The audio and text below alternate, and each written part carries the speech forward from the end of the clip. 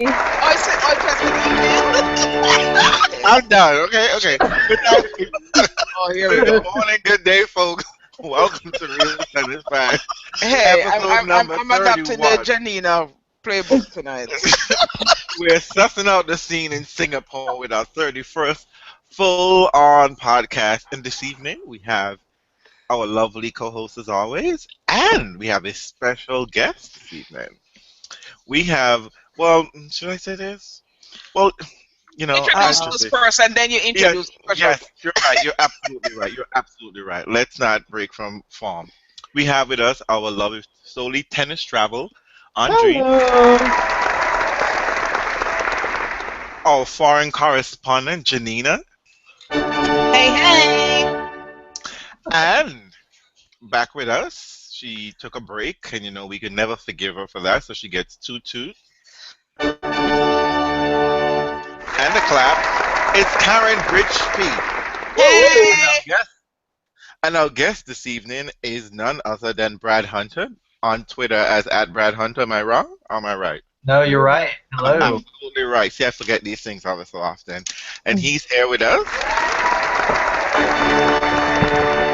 He's here to set the record straight on many of our Divadal misfaults and and grievances. He's here to set the record straight. And plus, he's a general tennis fan, unlike most stands, stand for one player. Brad Hunter enjoys tennis. I can attest to that. He enjoys all tennis, even when Divadal is not around. And Yes, that's true, right? Yep. that's true. Yes, I know. So this evening, and of course myself, I keep forgetting to introduce myself. I don't know why. So this evening, we have an agenda. Well, we usually have an agenda, but this week we seem to have a big agenda, right? Or wrong? Is it We big? do have a big agenda. It feels like we can get through it. We're good. We get through it. So, ladies, before we get into the Singapore affair, let me just say I watch a lot of men's tennis this week, and I have to be, well, first of all, yeah. Actually, let's go to Singapore first You know because what? let's deal with the Get fact. it together. Let's deal with Singapore. Let's deal with the mess of getting the final 8 in Singapore because apparently we won't show until Wednesday. Who the hell Listen, was going to show up in I'm Singapore? not even sure that it's still settled. It's a movie. I'm not convinced. I just want somebody to drop out so Venus gets to play. Me too.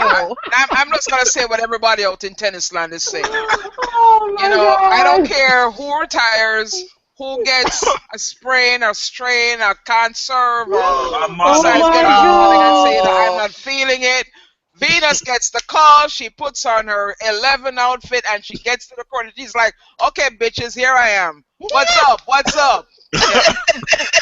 That's my contribution to this conversation. Oh Wow. my God.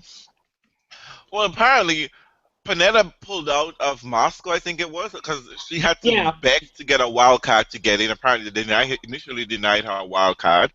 She had to beg to get in.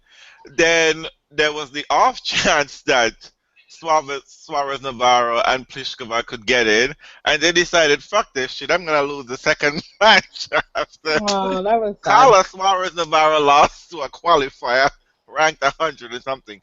She got a breadstick and a two-piece? No, people... But you I know what's can't. most ironic about that is it really isn't surprising because look at how she's been playing. It's true. Like, she's lost 7 first-round matches in a row. But still, I mean, she still had an opportunity to make good on the early success in the beginning of the year. And she did nothing. Well, it's the Absolutely pantyhose, I'm telling you. Well, you know And what? I remember that. Remember. Look, can we just flash back to Madrid? That was when Carla had just made the top 10, right? yeah, Yeah. And we all felt, I mean, slightly hopeful for her. She was so jubilant, but then the pressure. No, the pressure. I know you never. I know point of honor right here. Point of honor. All you were never feeling it. Yes, Rich but said. it was lovely because so many people were very happy for her. Clearly, she's a very popular player. And clearly the talent that we knew she could possess was bearing fruit. Yes, but ever since Madrid and then that crowd, I don't know, suddenly the love that she was getting, the attention she was getting, and the next thing you know, Carla is going the opposite direction. It's a cliche, But I dare say the attention got Carla to say, I think I like being a background player. Possibly. And she got Well, dragged. it's you know, Carl. I'm just going to have to not watch The Good Wife tonight and catch it on the replay. Carla, one of Got the you. problems that I'm finding in the WTA right now, and I have a blog post in my head about this, is the fact that none of these women seem to want to take control of their lives. What do you mean? It's your career. At what point? At what point are these young people going to realize that in order for them to have a career, they're going to have to push? And I don't mean pray until something happens. I mean play until something happens, and not wish and hope that something happens. It's like I get the feeling a lot of the times that they're not as invested in their careers as they need to be. And so they get to the top 10. Okay? They get to the top 10. And in no time flat, they have disappeared off the radar.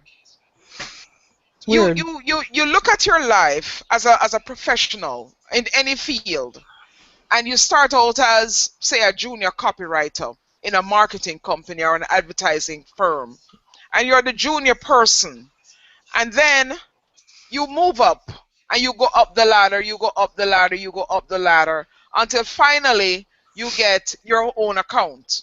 You're an account manager now. You have, the boss has said, this is your account, you're responsible for this, and you run with it because you have embraced that challenge, because you've worked your ass off for the last 5 years to get to this point where you get to take clients out to dinner, you do the pitch, you do everything.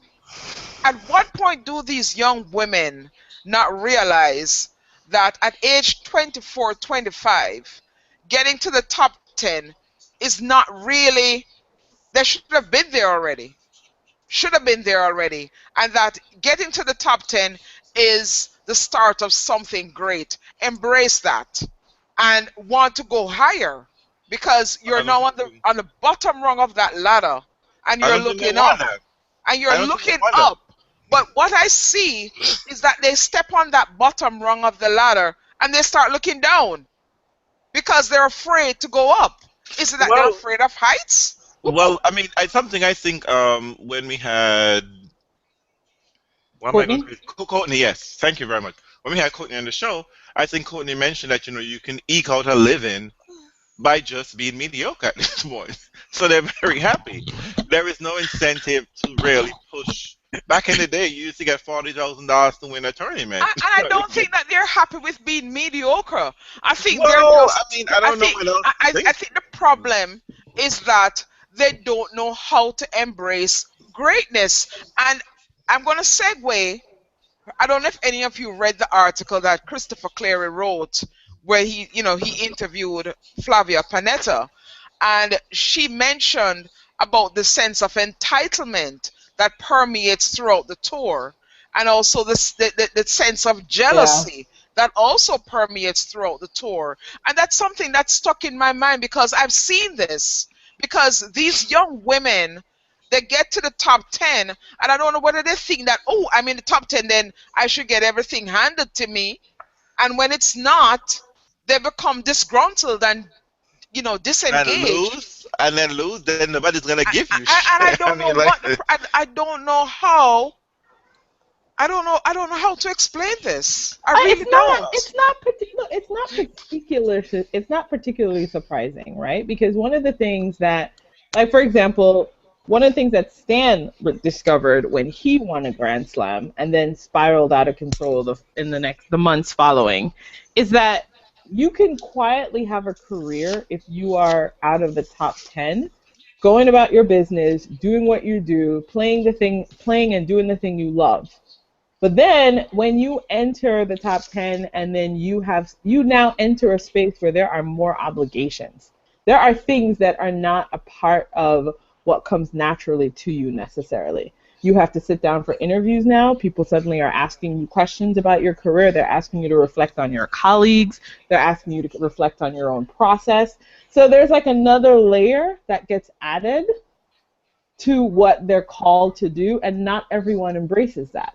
Not everybody is comfortable taking that piece. So I think you do have some people who will kind of backslide a bit so that they can have the safety of just simply performing the thing that they feel most comfortable doing, which is being on a tennis court. I think that, I think that, if I want to be sort of generous with that, that's probably what it is. Just like if your boss, right, Karen, if I follow your analogy all the way, if I take it to that extreme, suddenly when something goes wrong, I can look and point to you and go, Sheila, that was you, right? What happened there? No, right? Mm-hmm.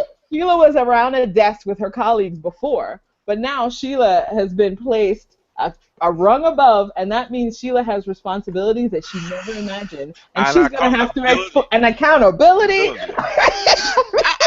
What you see, it's so sad because then we're looking at a situation where, 5-10 years from now, we're going to have a band of women who are basically cowards. Well, I don't know. Who listen, in this new generation that's coming up, and let's talk about both tours because it's for both tours. When in the next 5 to 10 years, if we're all still around and we're all doing this podcast, of the young people who are coming up through the ranks now, who do you think is going to be as outspoken and marketable and be able to speak on behalf of the tour in the way that someone like Venus Williams is doing, in the way that Roger Federer does, who can stand up to the media the way Serena does and say, listen, I'm tired, I don't want to be here?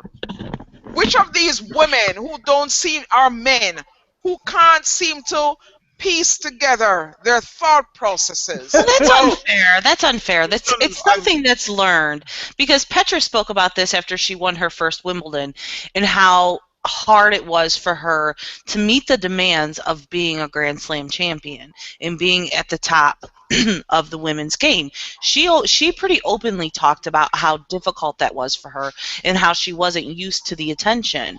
She's better now. I mean, it takes time. It doesn't happen overnight. I don't think it's fair to say that it's just not going to happen. Brad, what do you think? So you oh my God, we scared him off. Did we lose him? No, I'm sorry, I'm here. I'm having some technical difficulties. I'm going to try and change my internet connection real quick. Okay. We'll wait you out then. We'll keep going and then get you back in. Well, I would say that, I mean, the problem is that, well, first and foremost, you need to win. That's just it, right? You need to show up day in and day out and win some titles. But they are winning. But they do. That's not the problem I'm having with them. The problem I'm having with them is that they're not embracing the position that they're in. Right, but there might be another thing too. One thing I've noticed with champions, like any champion in any sport, the difference that separates these big marketable players, they win the big title, the important titles and the important events, but also they always seem to have this sense of, I don't want to say ownership, but like this confidence rather. That's confidence, I think. They have to feel like they belong at the top. Not only do they belong, this is what is owed to them. This is theirs. This is what they've been preparing. Right. They always seem as if they've been prepared their entire life for this moment. Well, so I think that's where that might be the difference. Whereas they have recognized that, winning smaller events, winning the little titles, gets me to the bigger title. They're ready. They're like, oh, I just won, I don't know, Bali. So therefore, my next place is to do well at the majors, and then I win the majors, and then this is all part. They have a long-term goal in mind. But Carla just shows up and talks. Oh my God, I'm in the top 10. Oh my God, I'm in the top 10. This is great. This is good. All right, I'm in the top 10, and that's enough for her. No. That's not what we're talking about. That's not the challenge that we are saying. I don't think. I honestly do not believe that players are sitting around not wanting to perform well. But if you read, I don't know if I shared it a couple weeks ago. There was a Joanna Conta interview that was done in the Guardian, and it was actually really wonderful because if you think about the run that Joanna Conta has been on after the U.S. Open, and now everybody of course wants to claim her because now she's the British #1, but nobody saw that promise in her. But a tremendous part of that run and that transformation for her was a kind of change in perspective in terms of how she approaches the game, which was helped by a psychologist, right? It's her recognizing that, first of all, she had to find her joy in tennis. She had to sort of enjoy the whole process of it, the training, the blah, blah, blah, the whatever. They all want to win matches. But I think one of the things that we've always heard players talk about is all the pieces that come with winning matches aside from just being on court, and owning all aspects of that and finding all aspects of that somewhat enjoyable and not a grind. That was really a big difference for them. And so for me, what I'm trying to say is that I think there's no doubt that Carla enjoys playing tennis. You can see that. And she plays a lovely game when she's in it. But sometimes the thing you love to do will lead to things that it's not in your comfort zone. And every single person has that moment. If it's like Karen, if you're not comfortable speaking in front of a crowd and you have suddenly emerged as somebody who is doing something amazing in your company, that's going to have to become a skill set you add. And some people can add it and embrace that addition, and other people are like, you know what, I just can't. It's not what I want to do. And, it's like, and I think that's part of it. I would never question these athletes' love of what they're doing. I think it's clear they love playing tennis. Oh, God, I mean, no one is questioning that. Or like, my bigger issue. Yeah. We had a conversation a few months ago, I don't know if you remembered, Andreen, where I said to you that this sport seems to take everything out of, if it has taken and we'll go back to the U.S. Open and how most of us were feeling quite down and feeling as if we had lost a little piece of ourselves. A lot of that had to do with the conversation and the reactions after Serena lost at the U.S. Open, and what happened with Djokovic during his match with Federer. So, people were feeling a little bit despondent. And for me, it took me a long while to get out of the doldrums, and I couldn't understand why. And I realized that this sport, I said to Andreen, if I'm just a fan, and this sport has taken so much out of me, so much energy, so much of my love and joy for the sport, I can't imagine what these players go through, having to live it every single day. So I'm sure at some point in time they probably hate the sport.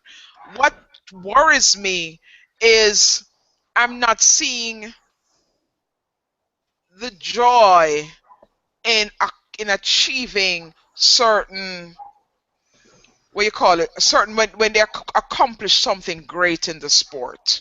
That's my concern. Because they're thinking of the pressure that comes with it, the pressure right? that comes with it. It's not as if it is being embraced, and you wonder whether or not the support team that these young ladies and young men have, how effective is the team that surrounds these players? Bradley, what do you have to say to this? We don't want to make you feel like you're not part of our conversation. I think with Carla,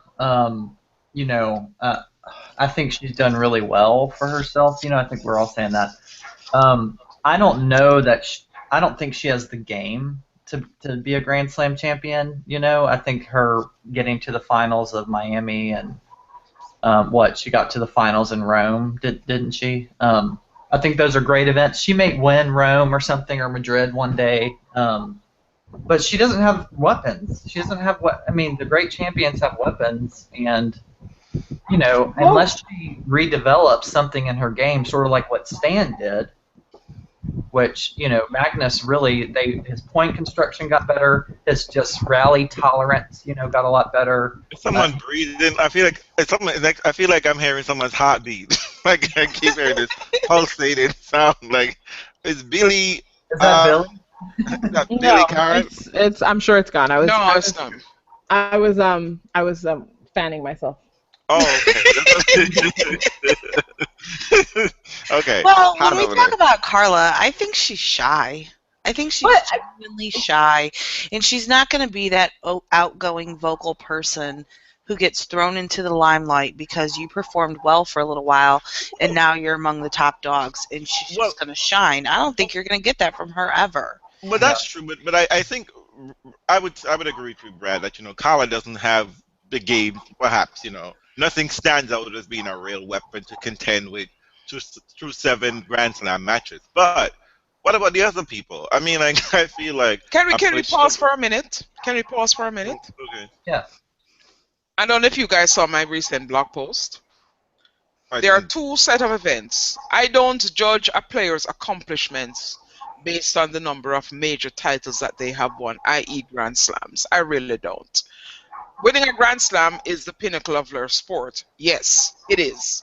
It is truly, it's like winning the World Series, without the rest of it. Sure. It's the top of your sport. But I never judge how accomplished a player is by them winning a major. I judge it based on your year-in, year-out performance, the number of titles you win overall on the WTA tour. That's the gist of my argument every single time. And so while you have players in the top 10, I mean, who knew that Aga Radwanska would have made it to a major final? None of us did, because we watch Aga day in, day out, and she has no weapons to really beat somebody who would be across the net from her. She probably would on a given day, but she's never going to beat the Sharapovas or the Kvitova or the Serena or and the Venus, especially at a major. It is hard, and so she got there. But we're talking about premier mandatories. We're talking about big titles on the WTA tour, and if that's what we're saying, then I do think that Carla has the ability to do that. She has improved. She was a clay courter for most of her career. She has transitioned. She's playing well on hard court. So I see her getting to the top 10 is a major accomplishment. Whether she wins a Grand Slam is neither here nor there for me. But she should be putting up better results. She's finished the season without even a title to her name. Yeah, because that's what we're talking about. We're not talking about Grand Slam. We're talking about her performance after getting to the top 10. She was losing in first rounds. That's not. Yes. Yeah, she lost 7 first rounds in a row. Yeah, so that was the question. The question wasn't whether her game. The Genie model. Yeah, the question wasn't whether her game is suited. Maybe the she should question was just sort of like, oh, no, this is sort of strange because you finally gotten to the top of your sport on a certain level, and so now it's okay. You should be able to get to, get to third, fourth round again. You should be more comfortable. So that was a puzzle. But maybe we've also play you in the first and second round. Well, we've also gone a little bit crazy, but let's come back to the Singapore thing. Right. So I think the Singapore thing was unusual. Let's not pretend that the Singapore thing was a commonplace issue where suddenly we had to consult our rule books for the first time in a long time. I was not happy. I really wasn't. What created really the madness around that? Was it because Serena? Was it just having Serena opt out that really created that sort of? No, it was Serena opting out. It was not knowing whether or not Sharapova was even going to show up, because when was the last time we seen her play tennis? Well, there was just all of this uncertainty. Well, I think... But there was no uncertainty. No, you're right, Karen. It was just media generated and tennis fans... No, there was tons of... No, that's not true. There was uncertainty. They made it seem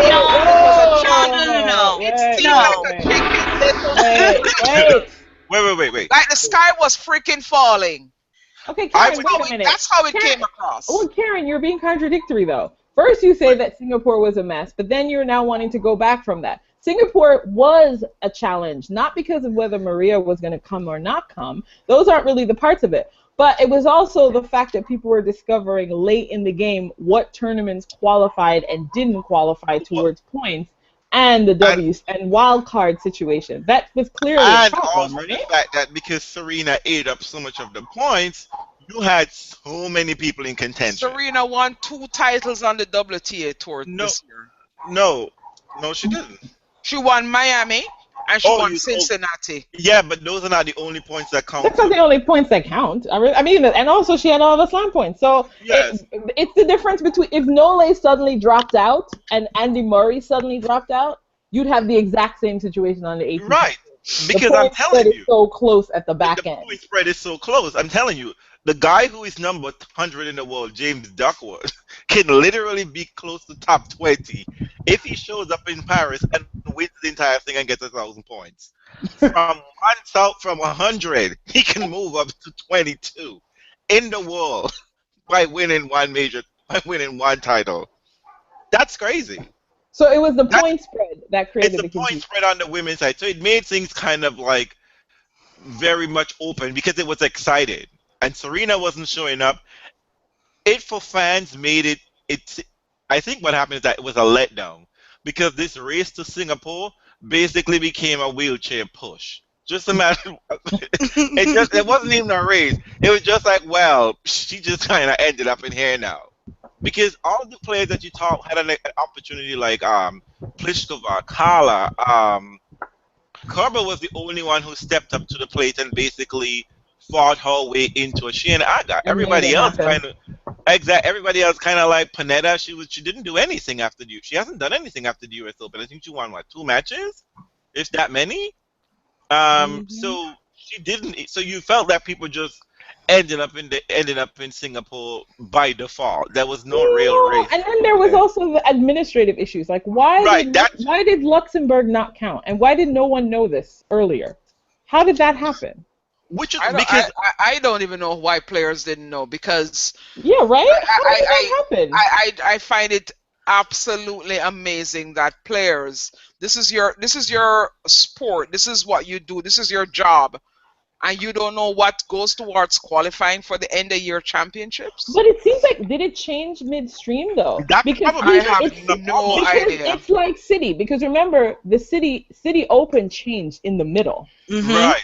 In the middle of the tournament, people discovered that it changed. So I have no idea why these decisions are being made in the middle of the season. It seemed like that happened with Luxembourg. It seemed like it wasn't a given that, because many people were confused. So if many people were confused, that was definitely a communication problem. And they were also told that what they were told was that they couldn't sign up and then drop out if they qualified for if they had already qualified for Singapore, when the rules said that they had to be in Singapore at least a week in advance or some nonsense like that. No, you had to be there by the Sunday, and there was also some issues. There were also some issues around doubles.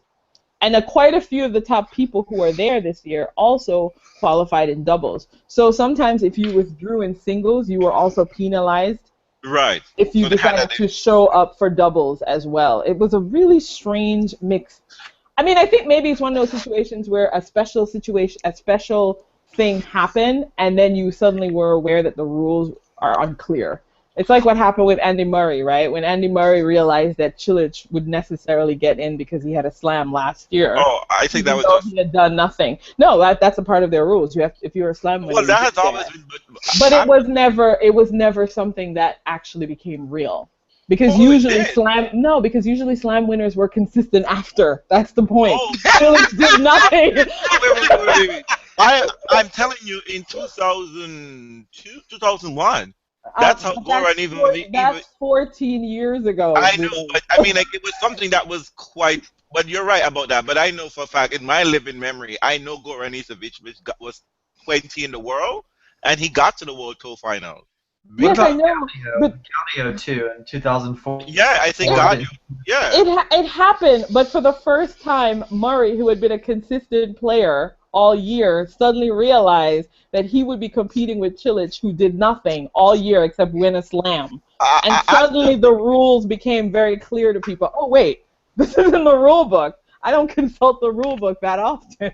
I think for Murray, that was Murray, I've not been so evil to you as of late, but I think that your grumbling last, it was sour grapes. You were just mad because I think he raised a very valid point.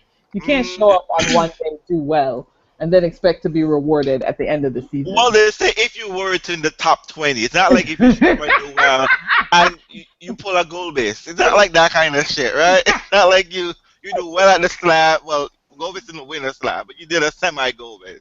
They said in the top 20. If you're 21, fucker, you don't show up. You don't even get an alternate. You don't even get understudy papers, okay? You just get nothing. I mean, I will that say it was wasn't a good.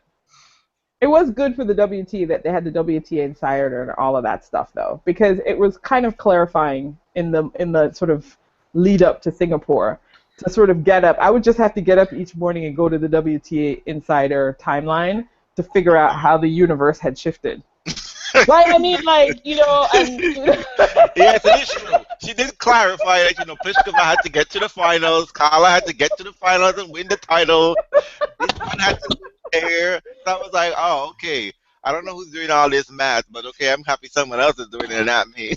Well, for people who always bitched about the fact that the WTA finals or the World Tour finals on the men's side was always decided early, clearly people can't handle the pressure of having it decided like within a few days. The very last minute. At the very last hour. I thought we liked that. I thought we wanted the race to go all the way till the end.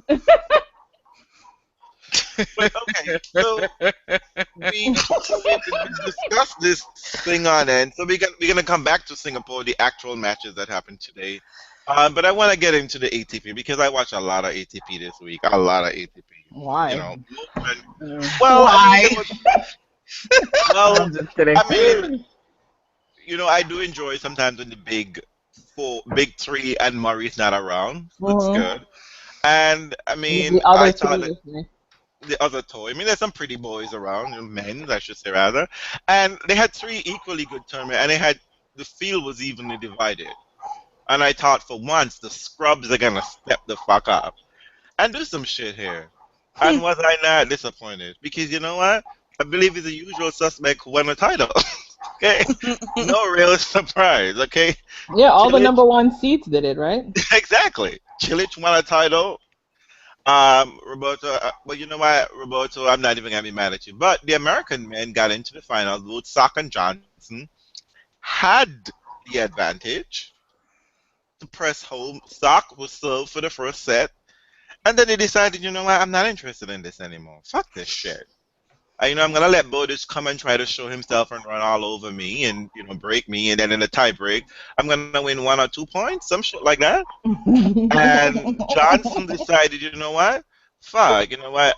And you know what bugs me about American men is that you don't even have to see. Just know there's an American man you're gonna play, and you know exactly what they're gonna come out there and do. Why? Full hand, no fucking second serve. Steve Johnson had 20-something for 26% and second serve points wide against. Wait, you can't just blame David. that on American, okay? Didn't Andy Murray do something similar last 2 weeks? Okay. He did. Look. So did Saga. But I tell you, okay. Look, okay. Oh my God. Can we at least agree to this? Agree on the point that Murray, Saga are bringing more gifts to the table than Steve Johnson? Well, I don't know. He got a set, Okay. didn't he? Didn't Steve Johnson take a set That's off of what- Murray? Steve Johnson was 2 points from the match. Had an easy Wow. volley to put Painful. away to get match point. Fucking decided, you know what, the best place to put it is not over the net, but fucking midway in the net. And I was just like, Oh, you're gonna that's let that brutal. I mean, it's really hard. I mean, like, it was Maybe he was nervous. He was nervous about the final. I mean, if we had imagined ourselves watching 2 Americans in a final, honestly, were these the 2 that you thought would be making the final in the fall? No, right? I mean, they're unusual. I was like happy for them because I know that I've been seeing American tennis pumping these 2 guys up for me, and so I was like, oh great, I guess I should be caring about these 2. That's great, thanks. And so to have them get to a final, that was a nice run for them. I know, and I was just like, these are 2 winnable matches. I mean, you can't beat the Federers and the Nadal and the Djokovic of the tour. You can't beat those players, okay? But here is the B team. Here is the B team, okay? This is the B team. B- team. If we're supposed to believe Ferrer coming back from an injury. Okay? Apparently he's re-injured himself. He has Oh, a shoulder issue. bullshit. He's You know? fine. Oh, okay. I watched that match today. Ain't a fucking wrong with Ferrer, okay? Ain't nothing wrong with him. Maybe something. He probably took a smoke break. He's fine. The question is, something is too right with Ferrer, if you ask me. But you know what? We ain't got all the time for that tea. And I was like, here is the B team people. Do you know how much street creds you're going to get by saying, I beat Burditch in a final? It's actually really difficult. It's been difficult for Burditch. I beat Ferrer in a final. And you know how good that sounds on your resume? Especially to close out the year? And these fuckers decided that they're gonna go play some piss-poor tennis. Oh, but they got a set. They each got a set. That's no, really they didn't. Sock didn't get a set. Oh, Sock didn't get a set. For the set. Johnson got a set. Johnson got a set. But isn't this what pressure looks like? When it's time to deliver and you can't deliver, and the people who are quote-unquote supposed to win, when they win, I mean, that's what pressure looks like. You choke. You got match points. You can't finish it off. You choked. So what happened to Monfils yesterday? Oh my god. Let's talk about what happened to Monfils yesterday. Thank you. I can't. Well, you know, you're gonna sit there and gonna listen to this. Yeah, you're gonna sit there. It's like an intervention. It's an intervention right now. Yes, it's an intervention. Yeah. Because you need to get rid of this addiction right now. You mind telling us off on the Monfils bashing because you see what? It's a Sunday night and somebody's. You know what? I watch Monfils because I love Andreen. I really do.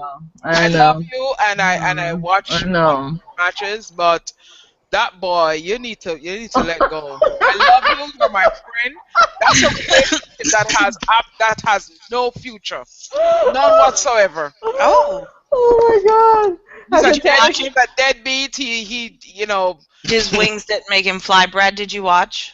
I didn't watch, but I mean, with Gael, I mean, does he do any off-court training? No, he just drinks Pepsi.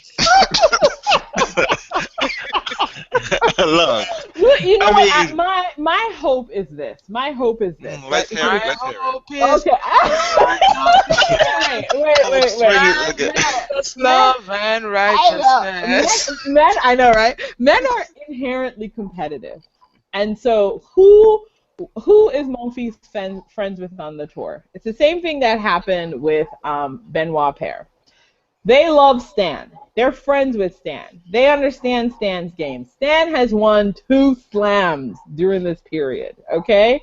They know that in many ways they have maybe more, if not better talent than Stan on some level. So I feel like when you see someone who's doing well and you look and you go, wait a minute, why are you doing well?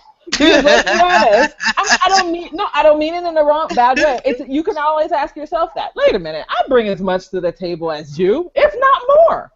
So I feel like that could be an internal motivation. Because guess what? Because Monfils is actually with the Good to Great Academy, which is the same academy that Stan is with.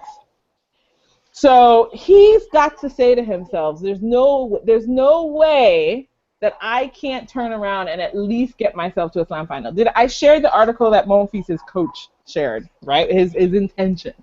His intention is to have Monfils focus on Grand Slams and getting to the second week. Because we know, as talented as this boy is, he rarely gets to the second week. I wonder why that is. Because you know what? No. Because I'll be honest. Because Monfils should be beating somebody like a Ferrer on the regular. He had 8 break chances in the first couple games of the first set, and it's just like he just never capitalized on it. And he was playing some really good tennis. Monfils was actually playing some really solid tennis for the week. He was. He played. He lost the first set, which is what usually happens when Monfils loses the first set. He usually punks out. He didn't. He got himself back together every time he lost the first set, closed the door in the second set, and was fantastic in third sets. But I knew. I said once Ferrer was coming, I was like, This is it. This is a test for you. Because Ferrer is not 100%. He's not on 100 right now. He's Oh, at maybe you 90. believe that? Okay.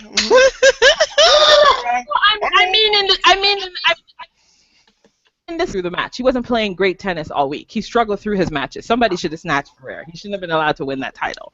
But with the field that was there, he was struggling. So Monfils could have won that match in 2 sets. I mean, look. Seems like we say this about Monfils all the time. Oh, Monfils you see, shoulda, woulda, coulda. You know, listen to It me. is. I there was would buy a ticket on the Kei Nishikori bandwagon. Please, I would buy a ticket for Monfils. And that's crazy. You know that's crazy, right? You know that is some crazy shit. I am going to line up for Team Soup with Nishikori. Wear a soup hat before I get on the Andreen. Okay, bye. Yummy 100. Let's talk What life? Listen That's not to lie. me. Monfils Listen played to me. well all week. Listen Don't to me. lie. Listen to me. Really? Monfils, He- this there is was- it. there was one point. Monfils I'm put going up to so describe- much media. Go ahead, Karen, because I I'm know going what to you're talking describe the about. one point why I think we need this intervention for our good friend Andreen, so that she can get her life together and move on from this man. It was 4-all first set, Yes, I know that point. We're all I know first. it. I know it. and beautiful point was played. Actually, Monfils was up love 30 4-all. Ferrer drop shotted him. Monfils got to the drop shot, lobbed Ferrer. Really nice lob. I remember. So I thought, oh, he's gonna come in now because surely he's gonna get to love 40. You know what? Monfils did? He stood up at the back of the court.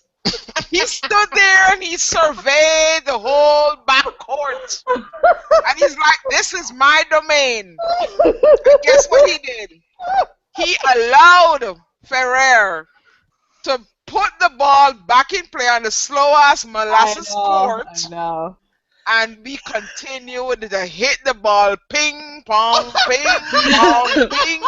It wasn't a ping pong because the ball wasn't moving that fast. It was just keep the ball in play until he lost that point and the next point and the next point and until And then he started doing this weird slicing thing. Yeah. So it was like a mental timeout. So Andre, you're telling me you're watching this bullshit on your TV screen, and you listen to me. You need to. This is like a bad relation. This is a bad romance. Listen to me. Andre, look. I'm not gonna give up Monfils, so I'm just letting y'all know. I'm not gonna give up Monfils. I'm not gonna give up some little Sam Brown. You just sat here. No. No, listen to me. Let's be fair. Point of order. We just dragged Carla Suarez Navarro. Oh my God! Carla say Carla ain't stepping up to the plate. Karen went into and broke it down and said, and to be fair, she spoke of men and women. They're not stepping up to the plate. They see some level of success and just not taking it further. Listen to me. I'm done with Monfils. I'm just there for the party and the excitement. That's all. I'm not there to see any results. I'm not there to see him win shit. Nothing. Well, that's good because it's not really going to happen, is it? Oh because my God, listen to me. Monfils had so many. I mean, even Monfils was like, "What the fuck?" Because some of the shot was just like, Monfils. Yep. Why are you hitting out wide and Ferrez on the other side? Why? Yep. You're not even under any pressure. Not under any kind of pressure. Monfils, and the thing about it is that he is capable. There's some points that are just absolutely brilliant. That's just like, my God, where have those fucking hands been all the time? He did a drop shot slice reach. Oh my God. I mean, it was Carlos. I had to say, Carlos, man, are you fucking kidding me? The ball is right underneath and you didn't see that. I mean, I can't deal with it. No, Monfils is a waste of time, a waste of talent, and a waste of time. He's just there. I mean, it's unfair. It's unfair, but Monfils is just there to take up space. I don't mind it. Because you no know what? reason why- I will watch a Monfils match over a Djokovic match in a heartbeat. That's It'll be fine. That's fine. frustrating. But my thing It is will that be there is no reason why. headache inducing, but it's a joyride. It's like that. Listen, you guys, I understand your need for the intervention. That's what happens. But you're trying to convince me to go out with the banker when I'm here saying the rock star is really cool. Monfils ain't a rock star, Andreen. He's an usher. He's an usher at the Rockstar concert. Listen to me. We have a problem when Fabio Fognini has a bigger year than Monfils. When people can talk about Fabio Fognini doing something much more than Monfils. And now Fabio basically just beat Rafa 3 times and won doubles in Melbourne. That's it. That's it, really. Fabio has lost every single match after beating Rafa. He has no titles. And yet, exactly, but that's listen. You can get there by just beating up one player. We know people who build careers off of just beating one player. I'm just saying that's all that Fognini did this year was beat a name. If you can beat a name, player this year. That's instant fame. But you know, Andreen, you're reaching. No, when you can't take care of Ferrer, Brad. No. We wanted to talk to you about what do you think? How You were mad? No. Badly. Yeah. We have you here. Yes, I'm here. Nadal has been a point of contention and topic of, not contention, but a big topic. Of course, he is. You know, he's basically one of the big 3. Right. And I don't dispute the fact that he's still a big 3, despite him being ranked 7-5 in the world now. But the main question is that many people, including you, have felt that he hasn't done much this year. There's nothing going on. He hasn't done much this year. You probably consider the year as a 0. But some people feel that, you know, the year he's improved. Despite the year being 0 and didn't win a slam, didn't get to semis of a slam, Nadal is number 5 in the world. Exactly. Think about that. He's number 5 in the world. Okay? He's not scrambling for the 8th place at the World Tour Final. He's safely in the 5th spot. Ain't nobody coming for that crown today. And he's outside of he's Djokovic, who basically, these are who are ahead of him. Djokovic, who basically own everything. Murray, who basically, I guess we could say a little prince. Federer trying to scramble beat 34, but Federer has made 2 major finals this year and one Masters event. Murray, who's won 2 Masters event and been to Slam finals and semis, I think, everywhere else, right? No, he lost only in Wimbledon. No, he got the semis everywhere else. What's the question? My thing is that basically, you know, so he's ahead of good company. It's not like, you know, somebody else ahead of him who hasn't done anything, right? So how can you assess, can we say Nadal year is a 0, or do you think there is something to be hopeful about? I think it's good he's still in the I think it's good he's managed to hold on because the year has been horrible for him. You know, maybe if he had a different draw on Roland Garros, maybe he would have gotten farther. I think with Rafa, really, it's his everyone says this, it's his confidence, but I'm just looking for him to play well, and I think he did start to play well in Beijing, and he did play well early in Shanghai. You know, he probably should have beaten Tsonga, but I think he just would have gotten thrashed by Djokovic. So, to be quite honest, I was happy not to have to see that. Because I think if he wants to be a serious contender next year, he's going to have to be able to beat Djokovic. You know, and I think another loss to Novak, you know, would have. I think it was actually maybe worse than losing to Tsonga. I don't know. I think Rafa's game is so attackable right now. It's almost like remember when Burdick was beating him a lot and he lost to James Blake and Usney. Remember Usney sort of had his number, and it was basically like those big hitting players who could hit like flat and through the court, and Rafa's like short top spin shots, you know, that didn't seem to have very good direction. were just really attackable and kind of in the slot. I feel like You're talking about 2006, 2007? Yes, but he overcame that. I feel like he's reverted to that, to be honest. I feel like we're watching the same thing, but now he's not as fast, so he can't depend on his movement like he used to. He's just can't. He gets really exposed when he's pushed out wide. He's not able to defend the wide forehand very well anymore. So he's going to have to retool his game, to be honest, if he wants to be a slam contender again. Did you watch him versus Stan Wawrinka? I didn't watch the whole match, but I watched some highlights, and they were okay, but Stan was compromised. He didn't beat a fully healthy Stan. Ooh, okay. Okay. Because I don't think a full Stan would have even done anything if we say Stan is compromised. Because Stan was but Andreen, you're about to ask a question. No, what I was curious about is, what do you think of this contention that the reality is that the tour has passed Rafa by? Do you think that's an extreme statement? I do, because I think people were saying that early in his career. Like the period I just said. Yeah. And I think he overcame that. So, well, no, I mean it's not a completely untrue statement. He's even talked about it when he lost to Cork last year in Switzerland, remember? And he said these young guys, and curious, and he's like, these young guys just hit big, and people hit big against him. I think that's the recipe to beat Rafa, and he's got to figure it out if he wants to win big. But isn't that his recipe to beat people? To hit big? I don't know what he has to do. But wasn't that his recipe to beat other players?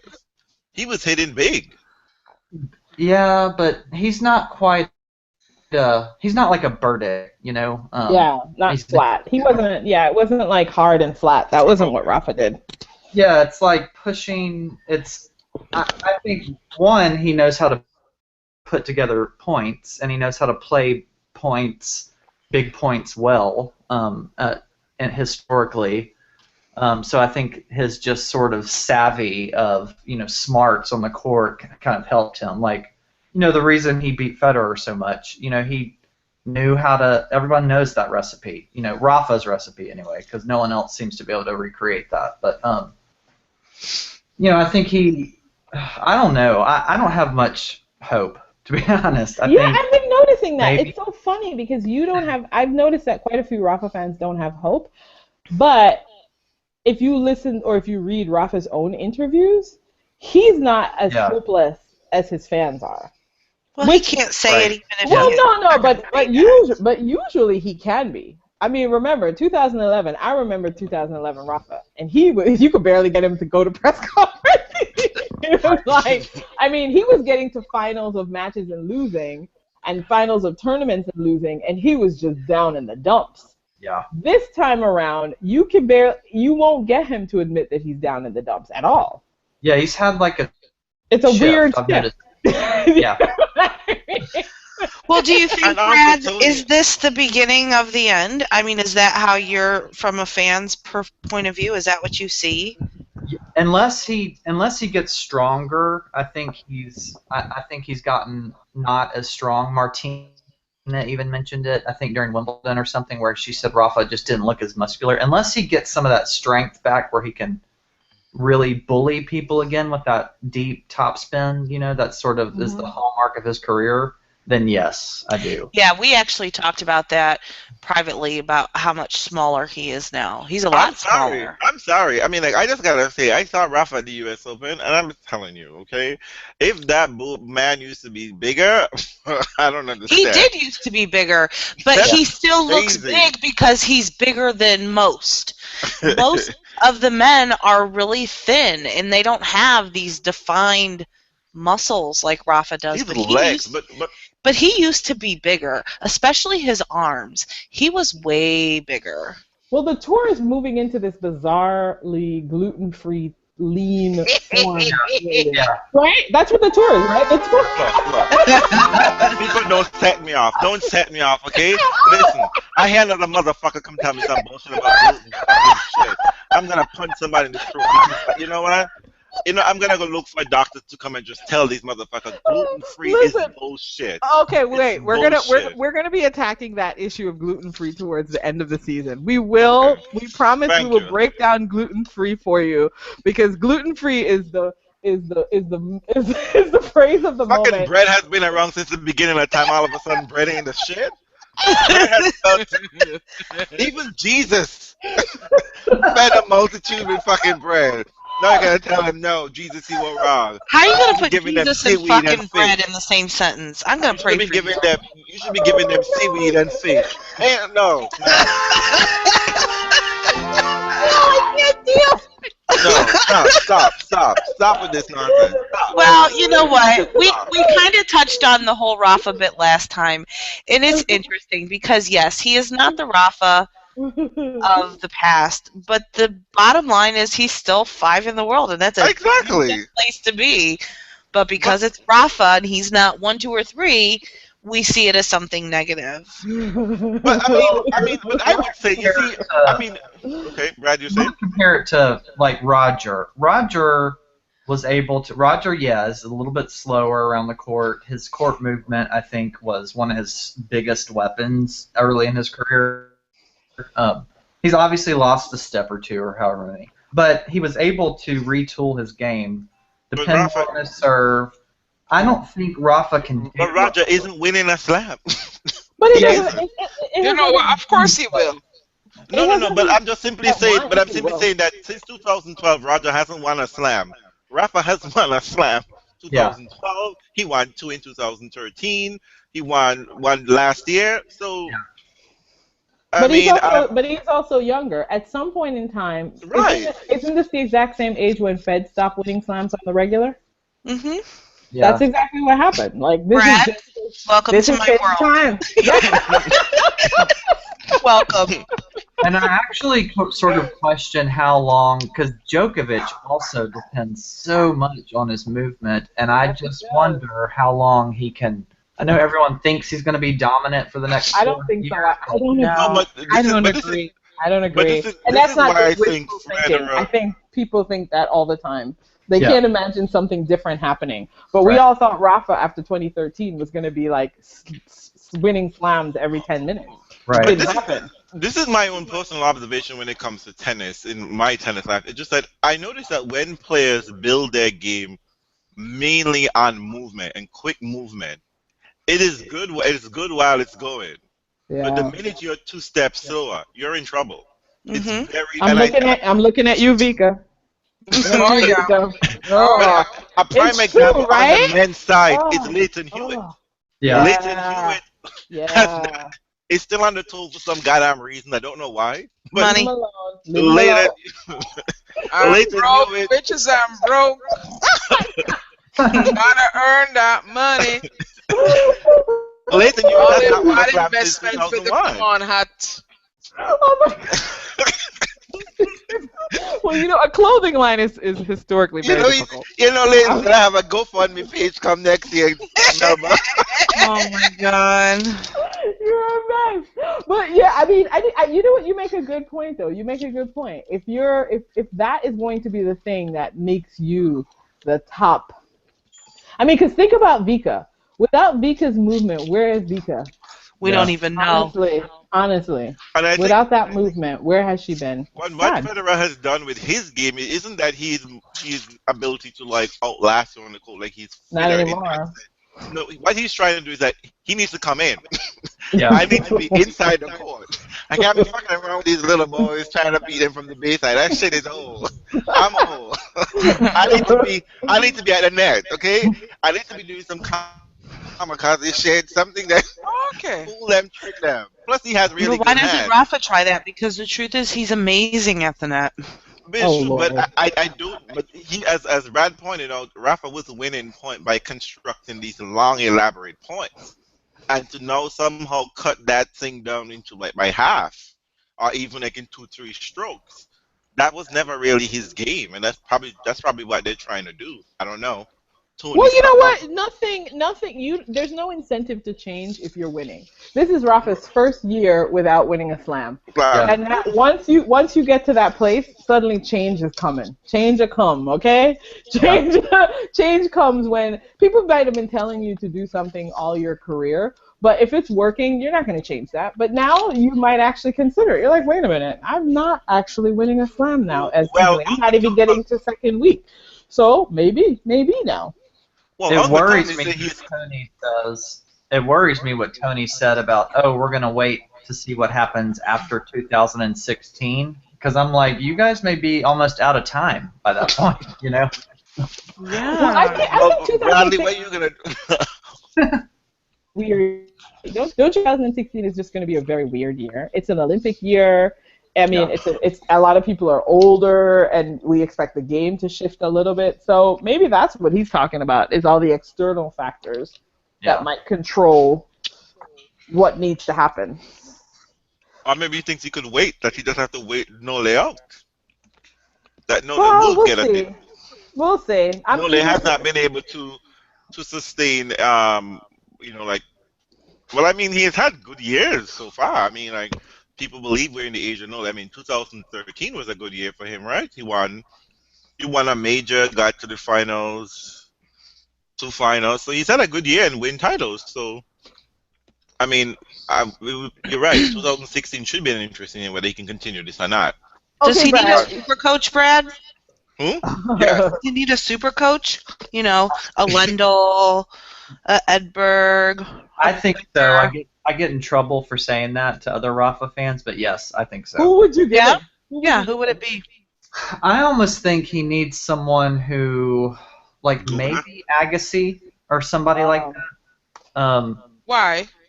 Well, because it's later in his career, and Rafa, I think his biggest weakness is return of serve, and Agassi obviously was a great returner. Oh, and their games were built off some of the same things. Yeah. Bullying their opponent. It'll be interesting. That's sad because I don't think Agassi. I don't think Rafa. Do you think Rafa could willingly convince Agassi to get on the road? No. First of all, you need to find out whether Rafa would convince himself. He needs I mean, somebody else. I'm just saying if the universe said if Rafa was willing to do Steffi that. says no. I've already spoken to Steffi. Stephanie says Steffi, huh? same thing like I don't Bridget. think Bridget so. says, Pete, you better stay your ass home. You be trying to fuck around and see you running around on TV. You can go to New York every once in a while, go run around, fuck around on the senior store. But your ass is not gonna be in some box clapping and shouting up. No, that shit ain't for you.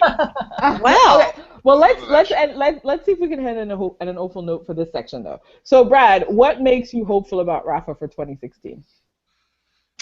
You were a little sad, so what gives you hope? Are you hopeful? I just told him to find something. I told him to find something. I think Beijing and Shanghai are actually good results for him. I realized Beijing, he got killed by Djokovic, and he lost. And in Bangkok too, he got killed in Bangkok too. Oh my God! God, could we be any more discouraging to? I know. Yeah, Novak took that. Don't need to remind him of all the failures, people. Meanie pants. But he's got a What good you say, attitude. Brad? Novak what? Novak took that Bangkok thing very seriously, didn't he? Yeah, he did. He takes everything seriously. Us. Rafa's got a good attitude, and we'll see. I think we need to wait for London. I think he needs to do well in London. He never Yeah. does well in London. What are you talking about? He's got the one final. If they give him Federer in the semis, he'll usually find his way there. I'm telling you, okay. ain't nothing to get you rejuvenated. Ask Maria than getting your pigeon in front of you. Life just becomes a whole lot better when your pigeon is right across. Oh, it's you. Oh, girl. I I'm know about to you. get my confidence boost. Confidence boost. Vitamin C, vitamin confidence coming right up.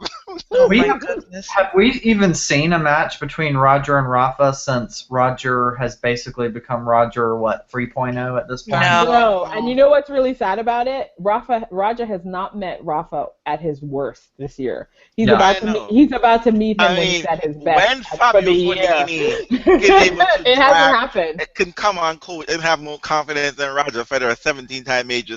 We got problems. We have problems. What are you That talking about? What are you talking about? They've not met all year. That's what I'm saying. That's my point. Is that They Fabio haven't could been come on court. They haven't met on court. You have no idea what Roger's going to be doing this Oh, year. you could keep saying that. You see, delusional. I can't trust you right It about has Andreen. nothing about I'm being not trusting you today. But, you know, Oh my God. we spend our time talking about matchups all the time.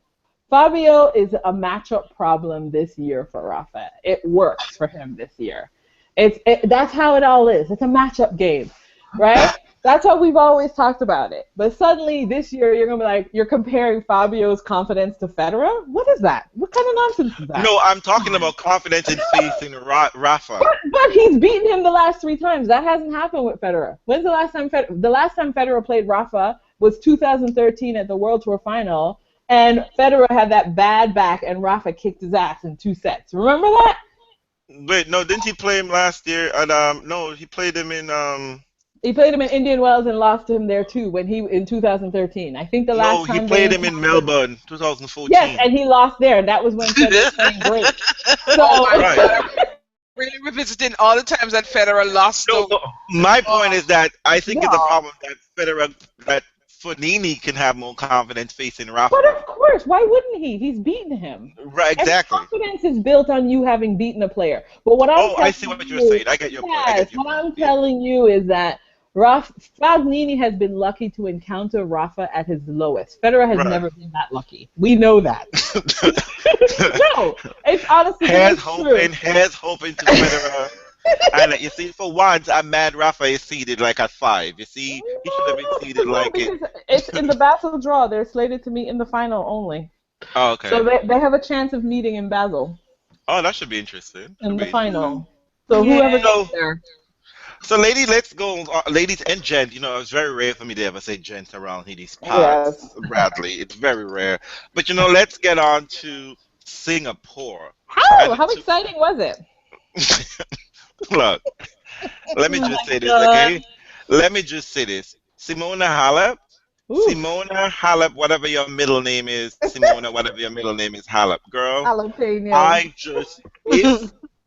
if the laws of gravity and physics and multidimension, whatever, could allow me to walk from where I live to Singapore, I would have done that. And just jump all over you and punch you so hard in the fucking face. I cannot believe that I'm happy you dragged Flavia Pineda. 6-love, 6-3. That's great. Girl, I'm happy That's for you. great. Congratulations. You're defending your final points and you came out there and you did the shit. Congrats for that. But where the fuck was that form in New York City? Where the fuck was that shit? Okay? You didn't even have that form for even a set. Not even a set. Kind of If Flavia amazing. had beaten you in 3 sets in New York, I'd have been like, okay, all right, she fought it out. She got tired in the second set. Flavia dragged your ass in New York City. I understand it's revenge, but bitch, that's a little too late for me. Because it's But let's remember, Simona starts out the final strong. Didn't she do the same thing to Serena? Where Oh, she God, where yes. she end up? Serena had revenge. But that's what I'm saying, though. What I'm saying is Simona has a tendency to start strong. Let's see how she finishes in that group. Well, that too. Sounds that like my last and- boyfriend. oh. What do we think of the groups? I think the groups are nice and split. Nice, right? I think they're I nice. saw something interesting today. It said all the left-handers were in one group. Yeah, Muguruza said How that. did that even happen? Muguruza said that. She said, It's I a got all the setup. lefties. It's a setup. Mug said that. She did. It's true. And I'm just going to say, I think it's going to be exciting in Safari and stuff. I think it's going to be some exciting matches. You have an equal balance of people who usually don't do shit. You have everybody here. You got the vultures. You got the scramblers, you got the people who trying to reclaim something, people trying to make a name for themselves. It's going to be rather interesting, and I think it's for the first year I think in a while where we don't have a clear-cut winner where we can say, oh, okay, she's going to come in here and win this thing. Well, given the group's layout now, what do you guys think is going to be some of the better matches? Um, hmm. I'm thinking I like the Muguruza group. It's It's you have interesting. you have two huge hitters off the ground in Muguruza and Petra, and Wow. then the flip side of that you have Kerber and who else again? Safara. And Safashava, yeah, whatever her name well is. that's three huge hitters off the ground and Kerber. So that should be Mhm. interesting because Kerber, you know I don't know what the head to head is, and frankly speaking, I can't be bothered to go look it up. No, but um, on the outside, I would think that is a stronger group. It feels No, like it, yeah, right? it feels like the stronger group, and I think actually the draws are very well balanced. Right? That's what They're I Yeah. was very saying. well It's a balanced, nice group. and it's funny because if it was a case that Serena, for argument's sake, let's say Serena was playing and Serena was the number one seed and Halep would be number two, then you would have a situation where um, you would have Petra and Simona in one group and Sharapova and Serena in another group. And that Hmm. would have been interesting, to say the least. But I think the groups are very well balanced. It's a nice contrast in players and everything. I'm actually picking Muguruza to try and with the confidence of winning a premier mandatory title. She's really turned her season around after Yep. losing at Wimbledon. She kind of went into a little bit of a slump, Yep. and with the loss of a coach and everything like that. But I think she has really regrouped. And one of the things that I like about her partnership with Sam Sumik is we're seeing what Vika used to look like. Um, Yeah, she looks so fit right now. she looks so fit and she's Yeah. moving so well, and she's playing smart tennis. Very Hmm. smart. She's playing how Vika used to play, right, Brad? With the feet moving and opening up the court and then And going not down the line. misfiring. It's Less errors. fantastic to watch. It's Yeah. really, really exciting to watch. Yeah. She had this one-dimensional game where right down the middle with every single ball, which frustrated the hell out of me. But now the opening up and using the angles and everything, and I like seeing the rapport. But I don't like on-court coaching, but I really like the rapport between her and Sam Sumik. Frankly speaking, I like the rapport with Sam Sumik and everybody, and I Yeah, think that's very probably what thoughtful. I think. He's a really thoughtful coach. And he's very respectful of the player's opinion, of his charge's opinion, and I really appreciate that about him because I think he did what he's doing with Garby now is what he used to do with Vika then. Kind of just focus and channel her and let her be the best at what she does. He's not trying to reinvent the wheel here. He's trying to make you be the best you can be. And I really like that about him. And, as much as I don't like Sven Gronfeld that much, I think he's also a really good coach in that, apart when he's not telling Maria that her opponent is going to fall down flat on her face.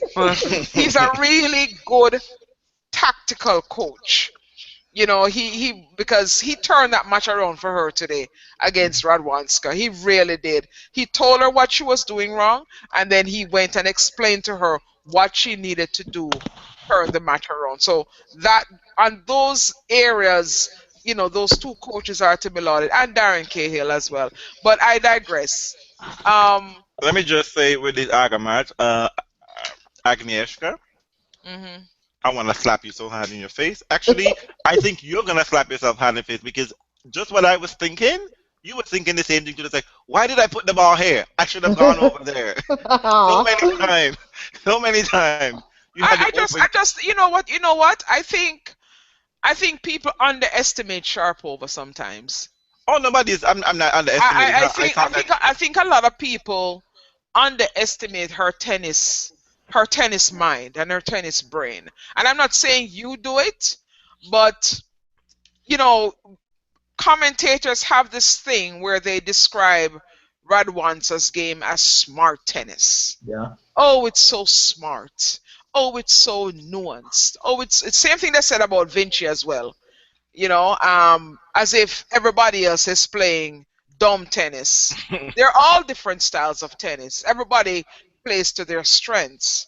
And I've always admired Sharapova's game for the simple reason that as someone who is a, you know, Ball club basher. player on the court and who hides behind the screen because my backhand is terrible and all parts of my game are horrible, to be able to hit a ball in the way she does over and over and over again and put it where she wants it. She has improved her movement. She has improved her fitness.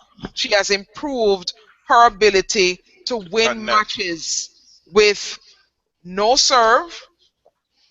Approaching the net is like it's like her kryptonite.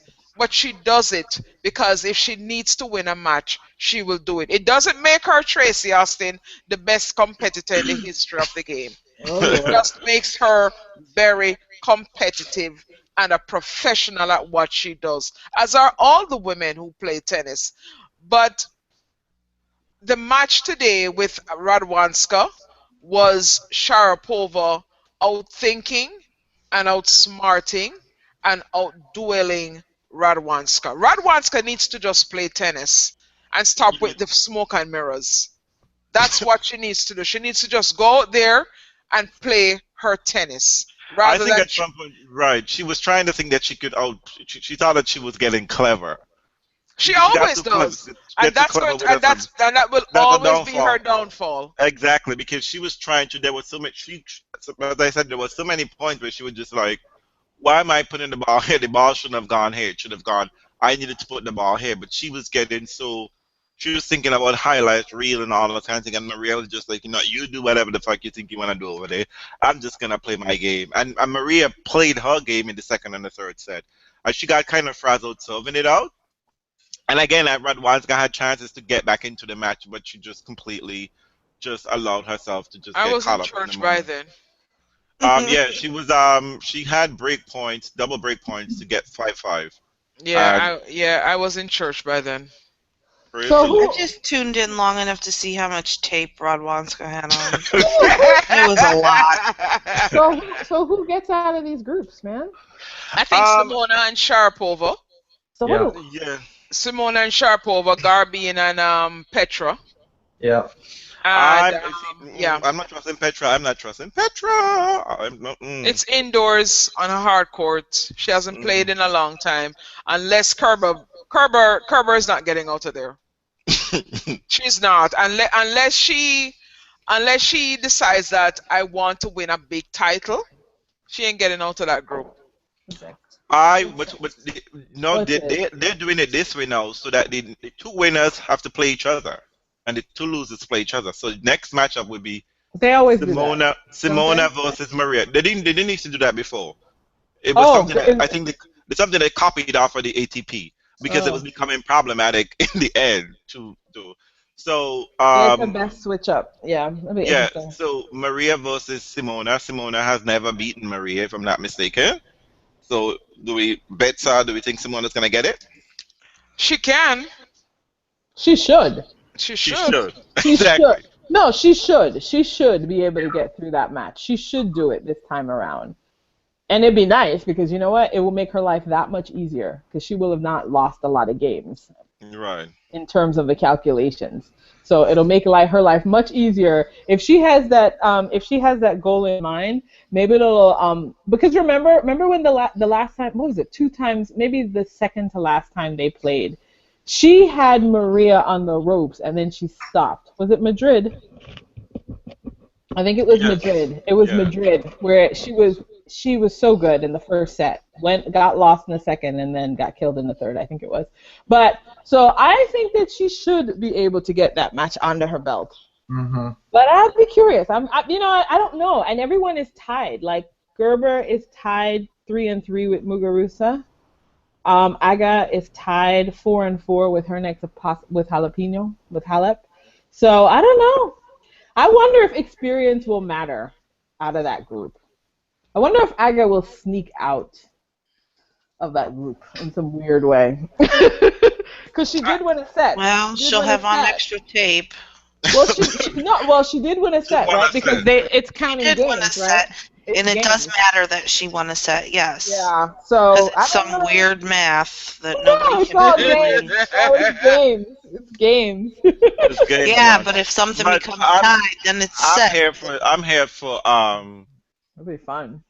I would love to see the semis. I would love to see that. I think it would be Maria and Simona, Petra, and I'm not trusting Petra, but you know what? I'm gonna go with the popular vote, Petra. Petra versus because anyway, y'all let Koba get anyway in the semifinal. She get into the final, just so you know, right? Just so you know. Queen Vulture is not fucking around with these big points and big money. Okay? She's not.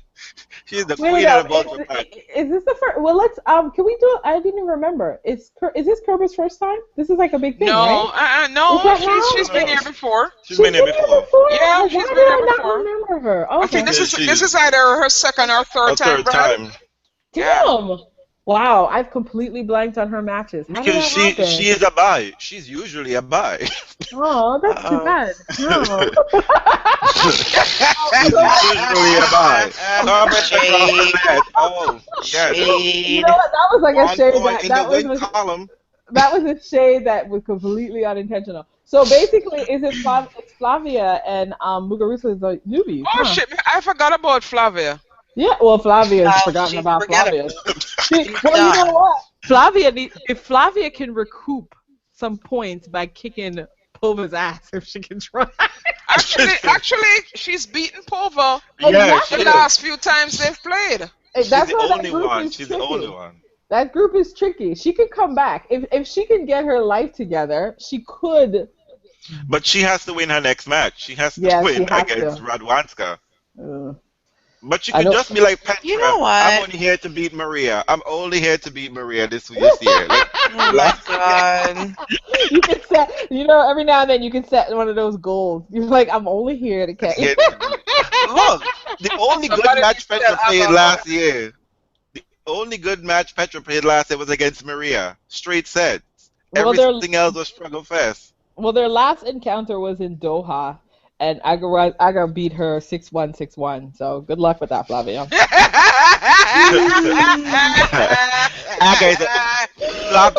I don't know why people don't love the WTA. I mean, it's just like so exciting. Flavia is in the future Mrs. Fonini is a changed woman. I have a grandson in my pocket, okay? Aga, what do you have? Nothing. Let me tell you something. I'm looking at their head-to-head right now. The last time Flavia took a set from Aga was in 2008. Oh, my Jesus. goodness. Oh, And she Jesus. won that match. But I mean, know but, what? I'm talking- That's however, just silly. No, I'm just kidding. No, the last couple times, Aga beat her. Aga gave her. Actually, they've traded. It's interesting. The last time Aga beat her 6-1, 6-1. Then in the Indian Wells Masters final, Flavia took her 6-2, 6-1. So it could go either way, basically. I remember that. No. Wait. Asterisk. Point of order. Yeah, Point Aga of was order. injured. Aga was Aga was injured. Okay, when isn't Aga injured? Come on. No, this time she was extremely injured, as Maria would say. She was extremely injured. What, like she needed to have her pressures checked? No, she was crying. She was in tears. She was bawling her eyes out. I think I remember that time. Because everyone was really surprised. They were just like, "What the fuck?" People. I remember even this year, people were like, I think back to Indian Wells last year, and I remember that Panetta won Indian Wells. What the hell is going on with my life? I completely forgot. It was like that moment where you realize Marin Cilic won the US Open. Oh my god. But you know what though? I have to say that it's a pride match for Flavia, so I'd watch out. That's a pride match. When you got a pride match, like that she's like, Italian press. Plus, Italian press probably drag her ass. Oh, I hope in the not. press room. They probably like, Flavia, this is you ain't Vincio here anymore. You are a Grand Slam champion, okay? Get Schiavone and the line to tell her to get her life together. But ladies, in the interest of time, we have a couple more. We think we talk News about all. items. real tennis, right? We're talking about Yeah. all the real tennis. So, what do I want to say? So, apparently, let's just quickly touch on this. This Genie lawsuit is Oh, people. People, dear I've Lord. never seen anything so. It's unusual that people are so free and willing to comment on legal proceedings. I mean, just like half the time, I think people just like What's new? wait till they What's get it going. new? I mean, seriously. Well, I mean, there's just nothing general new. There's nothing new. But I just think that people have what I've noticed at least on my timeline and people much more nuanced speech about the matter is that people are saying, look, some of you people are just carrying on way too crazy. She's well within her right to sue, and suing isn't good for either party. It can be long and drawn out for her, and also the USTA doesn't want it to look like they're trying to beat up on a young woman, in trying to swing. But again, no real details has come out about what exactly had happened. And they No. won't. And it won't. And it And won't we're come. waiting for a while. We're waiting for a while. We're waiting. And Karen, you not only are you on your clock and 20, 21 days. I also read that everyone is on the watch, waiting for the USDA to respond. So we will be all up in that when that does happen. But as we're on legal matters, the issue of two things. Oh, before we go anyway, Janine, I just want to say congratulations to you and your Stan team, your obsession team. Kuzi won a title in that ugly kit, but she won a title nonetheless. But she looked great at the player party, so back off. Oh my God, Kuzi Rex, whose Nesova look amazing. I would have given her my number. I mean, with enough drinks in me. You know what? You know what? I'm convinced that you're not gay. No, I am too. I would probably go up and be like, "Girl, you have pretty hair. Can I touch it? Can I touch it?" I wrap my finger around it, and maybe trying to give her a drunken kiss. But she looked amazing. She looked great. Amazing. Kuzi has As a matter of fact, who did her makeup? Who got her shit together? What were you saying, Brad? she has the most beautiful skin. Like her just perfect skin. I've always been She so does. like gorgeous. It's silky. Yeah. Well, whoever is hooking her up. I find this goodness so love so funny. Is that funny? Very Only funny. with makeup. I've seen Kuzi on the coat. Girl, no. But I have to say, whoever is hooking up Kuzi needs to go to Singapore and hook up these ladies over there. Girl, the single ladies look a hot mess. A hot mess. Flavia, you look like a cookie.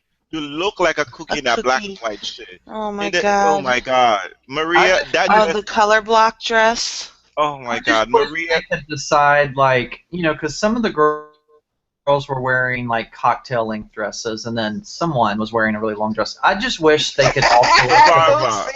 Safashava look like she just ran away from the nightmare before Christmas or some Halloween witches bra. I wonder if they would collectively be like, okay, ladies, you're gonna dress for, like garden party or something. Because Maria looked dressed for a garden party.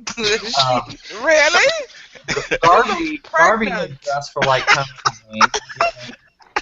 That thought crossed my mind. She did look like she was pregnant. Also, it's one of those things where she saw that dress hanging on a hanger in someplace and said that would look cute. And then I felt like she just came out of somebody the probably dressing paid her to wear that shit. That dress does not. I mean, like, it's just one of those things where she always tries to be different, and I get that, girl. You don't want to blend in. I get that, and I totally 100% agree with you. But you're standing out for all the wrong reasons, nonetheless. That dress was ugly. It was ugly. It was not for you, girl. It was not. It was not. And Lucy, why did you take your grandmother's wedding dress? Like, why did that wedding dress? That is a grandmother's dress. Like, it's Did anyone dragging on the actually ground. look good? I think Aga looked really well, and she was wearing some red pumps, appropriate length heels. I'm watching you, Petra, with those kitten heels bullshit. And Kerber. Hey, I ain't got time for that shit. Petra's protected her assets, okay? Those legs are what earn her that money. I saw Petra's leg. They're not. They're skinny. I'll say what I always say about Petra, that she looks like an old madam. That's what. You know what? Wait. Bad. Wait. Let me just say. So you see, y'all made me come off my hater train, and I forgot all of a sudden what's gonna be pounding right now. Oh yes, Aga. I thought Aga looked well until I realized Aga is wearing one of her tennis dresses. She just dyed black and they put some fabric Stop in it. it. The same friggin' Listen, material. that dress It- was full of fishnet something, oh and my it just God, no, wasn't that even ain't right. cute. That ain't cute. I don't know who told people that is now a cute thing to wear. Because I saw this shit showing up on Tennis Kid. Flavia, Petkovic, not Kvitova, Petkovic, and you, Gabi. That shit ain't cute. It's disgusting. I We're didn't not like. fisher women. I didn't like the same dress. I didn't like the same black dress look for Mm. everyone. I And I wanted don't know some what, mixture. I but you wanted know some what, but you mixture know of what, color. but in all fairness, I would say I would give ladies a point here because maybe y'all just didn't know whether y'all were really gonna be in Singapore and y'all didn't have enough time to You bring prepare. a Maybe black that's dress. it. Stop. Just bring a black. Maybe that's it.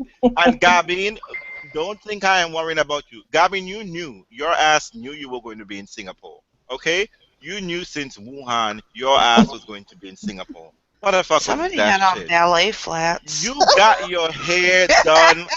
Listen to me. I swear. Look, Gabby, I'm dragging you from head to toe. It looked like Sam Slick dyed your hair. What the fuck is going on with your head? Oh That, no, I didn't like the dye job. That was a weird dye job. It and was that like dress looked like you pulled on the hotel curtain and decided I'm Nobody gonna looked do something really to you. good. Like, nobody looked yeah, great. The yeah. doubles ladies looked well. The The doubles doubles were ladies, the doubles dressed nice, the and they girls had they put, color, and they had yeah, they color. had color. They really stepped it Yeah, up. Sanya, I yeah. saw you and your Mm, boobs up there, putting it out there. I You yeah, like know, the she red had all dress. they that. were in the Ooh, back. They were in I the like back the though. red dress. I like the red dress, Oh, one of the and I Chang like the sisters, I think. yellow. I love it. One of the Chang sisters she was wearing red, but unfortunately, it had to be in the back. Yeah, it's You always the know, but problem. Petra, yeah, girl, that was not a cute look. None of y'all really stepped it up, and that is to say, I mean, like, and trust me, I mean, people gonna say, "Wait, Serena don't usually step it up either." Last year, she looked a hot mess. That weave wasn't right, and that buttercup dress was no. I mean, like, I ladies, bet you missed her this time. You wanted to see what she was gonna try, right? actually, maybe she would have probably bring it, but I'm just gonna say, ladies, look. Whenever you have these big opportunities, it is Wimbledon party, it is the tour final party. Just hire a stylist, call a Yeah, good gay girlfriend, yeah. call a They good Call have GD. me. they have stylists. They have a professional makeup They artist. need They a have a new one. professional hair person, and No, I think they have some stylist help. Yeah, they do because somebody, was it Bethany Maddox Sands or somebody, tweeted about telling the makeup artist she wanted a strong cat eye. Yes, it Oh, happens. Jesus. Well, you know what? They need to fire whoever the fuck that thank you, because is. nobody be calling it cat eyes. Nobody don't call it cat Well, eyes. I'm putting in a bid for my sister. If y'all need real makeup artists, my sister's a makeup artist, and she'll I'm make y'all putting look I in a mean, bid for really me. good. you ladies have money. I mean, seriously, y'all have some of the best bodies in the entire world. Designers should be throwing themselves at you. You people Yeah, should they look like you. should I actually. mean, you people look like y'all are just fighting for shit at the basement, back in basement, like South Bay Sammy give out shit. Oh Oh my my God, god, I can't even today. Look, see, y'all got me this shit y'all talking about this gluten shit. Just okay. You know It's what? You're somebody's right. Sabbath today. You're right about Let- that because like Maria actually she courts and is courted by like I'm talking like the big Big designers. designers. Yeah. Serena, Yeah. Serena, I think does her own thing because she's got her own clothing line and she's always been so maybe she doesn't take advantage of the privilege she could have. I think Serena could also sort of work with some of those big houses. But you're right, Reels, that they Plus, should. They maybe should. Serena doesn't have the 000.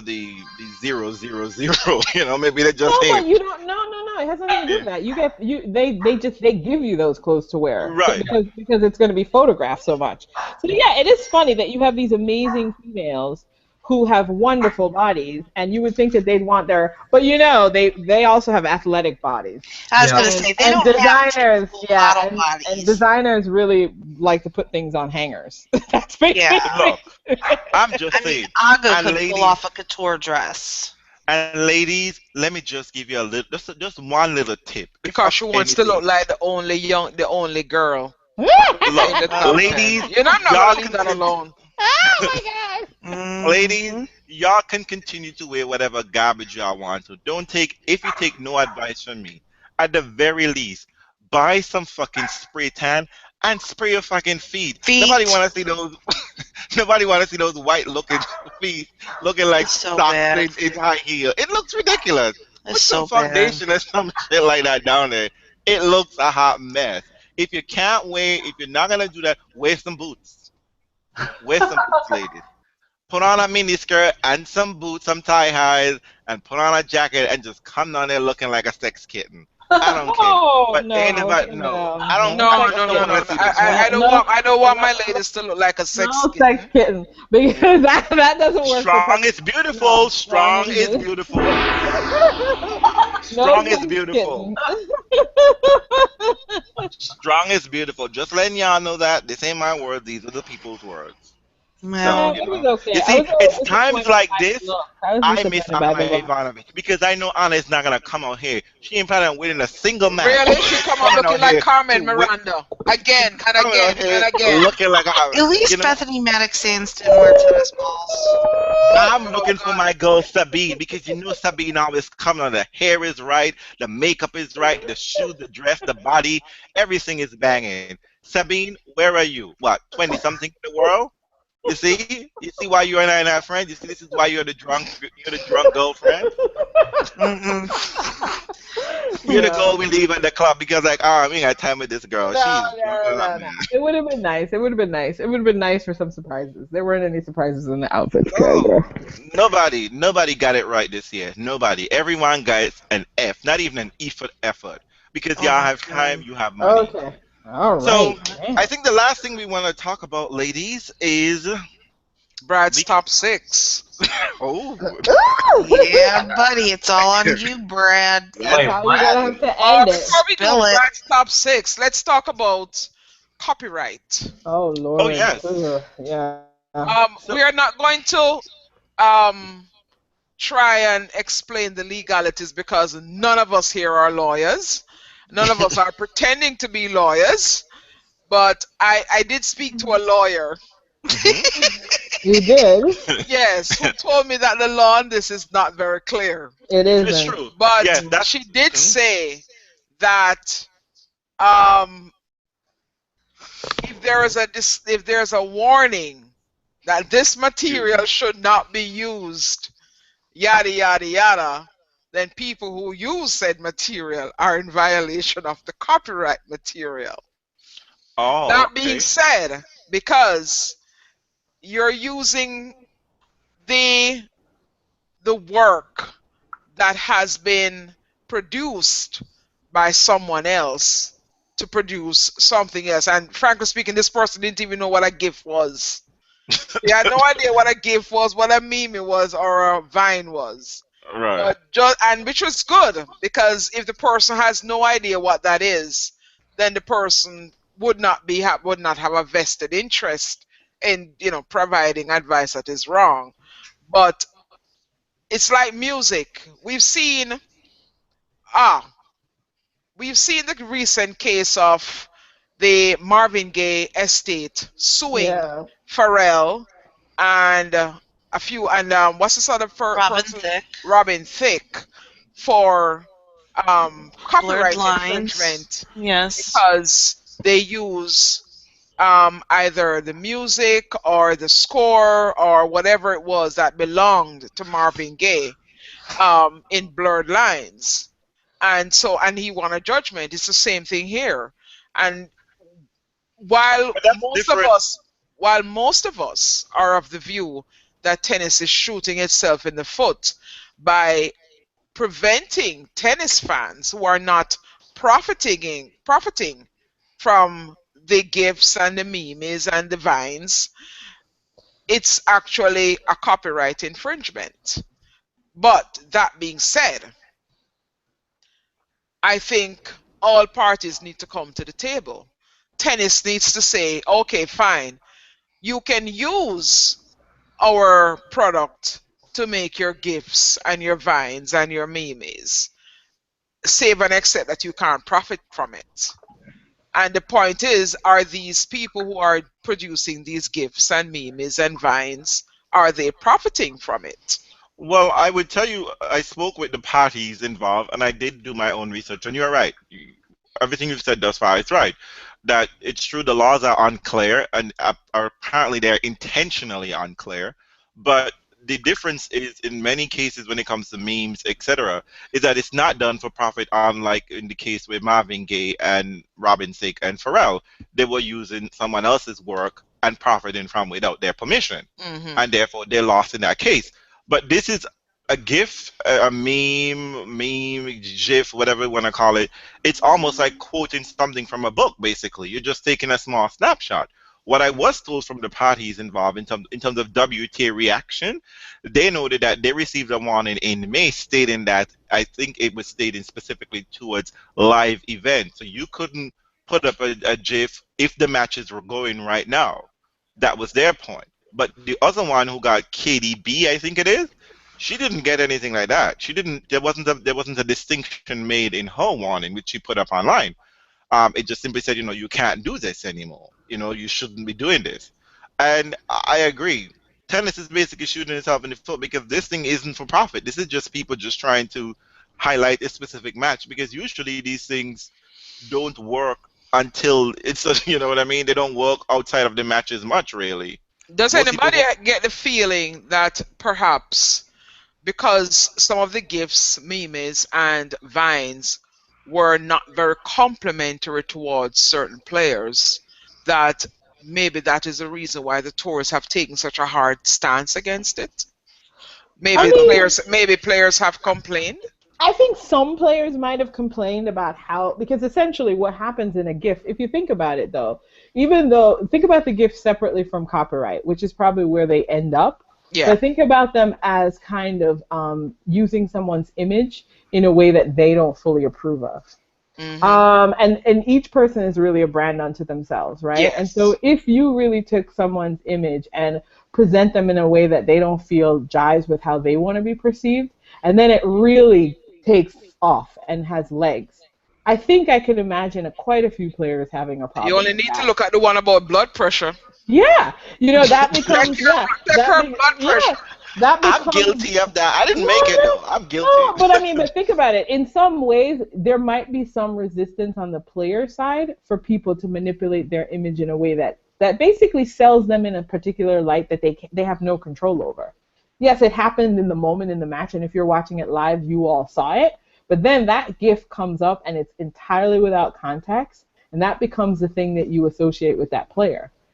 That could be problematic. I would assume that too, Karen. I would assume that some of the players probably said, I'm seeing images of myself go around that I don't like. I don't give them permission to do that with my image. And therein lies the issue. And so maybe copyright is the way that they're approaching it and challenging it. But I think it maybe falls down on the money issue too. But the question becomes, really, if you take a GIF and that GIF gets legs and gets shared on other websites and then somehow ends up on a site that's making money and bringing in views and blah, blah, blah, blah, blah, it can get very fuzzy about whether a GIF is actually leading to money. Yes. Think about that. And who gets to claim that money? And so basically you're profiting off of someone's image without that person getting any kind of bite. So yeah, for tennis fan it seems harmless, but it's not ultimately. Because the Twitter goes far and wide. And it does. In the news. Will make it on the news. we saw what happened earlier this year with one particular GIF that was picked up by BuzzFeed, and the person who created the GIF didn't even receive credit for it. Yeah. And there was a big stink from the person who created the GIF in the first place. It is kind of funny, the ultimate irony of like a person. That was the ultimate irony. The person who created the GIF from copyrighted material took offense that they were not credited by the organization that stole their GIF. Well, the other interesting thing I read. Did you guys read the story? Did you guys read the story about the girl? They like revisited her, the Ermagerd Gerspumps girl, where she was talking about how she became that like such popular meme, I guess, and how she started to see it. You know, it took on a life of its own. It started Yep. on Reddit. You She know, couldn't control it. but she has no, like, there was nothing she could do, even though it was her image, after it had taken off. So, you know, certainly people probably made money on that, but the way that the laws exist is, you know, she hasn't seen any kind of money for that. And I just wonder if, like, if I'm at the U.S. Open and I have courtside seats and I take a funny picture of Maria squatting and then I like make a meme out of it or something, and you know, I mean, there's no copyright. She can't come after me for that. I mean, I took the picture. There's probably something You know? on your ticket that says you can't do that. But That you've never read. I recall a few years ago, I think it was Courtney Nguyen who tweeted that Sharapova does not eat her banana by sticking it in her mouth. Smart. She breaks it off because she says she doesn't want that picture. Yep, it's true. Smart girl. She does not want that picture. Right, right. Yeah. So, you know, as Andreen just said, image is everything for these. This is a one-woman brand or a one-man brand. But you also, know, social media you know, has now created this place where we can, an innocent image can become more than an innocent image can become. Yeah, and Exactly. it can mess with your brand. It can mess with the very Yes, thing it that you're can, trying yeah. to create, the very impression you're trying to create. So, I mean, I do think it's larger than that. Sometimes as tennis fans, we can sort of get like, oh my God, I'm just trying to be nice, but you don't think about the consequences and the long haul of these things, because there are people behind these memes. You know what I mean? And it's funny because I can create a meme easily, but GIFs I don't create. And it's so funny that I can think of anything I want to think about. I can find a GIF for it.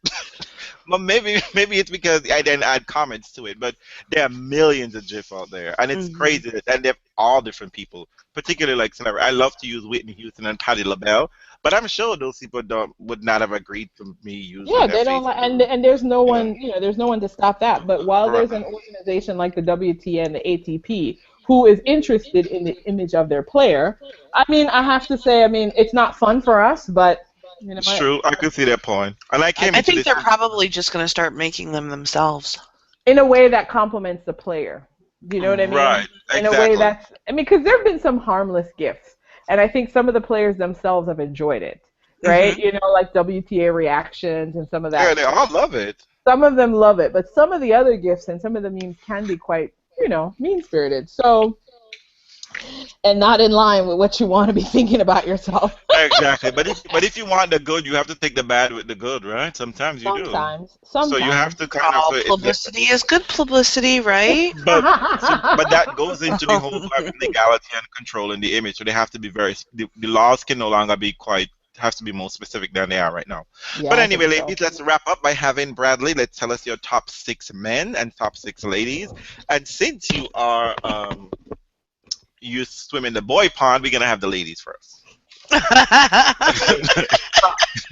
Top 6 what? Women. All right. One No. about- Hotties. Who do you No, like? wait. Going out with? You have can to think of define these women. Yes, you can think of these women as You have to get the hotties. setup. Yeah. Women you probably could, you know, if you were drunk one night, you know, I mean, maybe this Oh, might God, happen. no. A good girlfriend, a Judy. The top 6 ladies that you wouldn't have a problem hanging out with and kikiing it with, and you know, like having a good old time. Okay. Serena.